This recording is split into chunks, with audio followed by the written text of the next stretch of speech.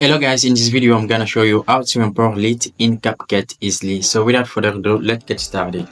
To import lit in CapCut, all you have to do is to come to this adjustment layer right here, and once you click on the adjustment layer, you'll see lit. Click on the lit button and click on import lit, and then you'll be prompted to import your lit and choose the one you have on your laptop. If you don't have one, you can download a free lit in the description down below, and all you have to do is to click on the lit you want to import and click on open. Once you do that, the lit will be in the CapCut space, and all you have to do is to drag and drop that lit on top of your footage like this.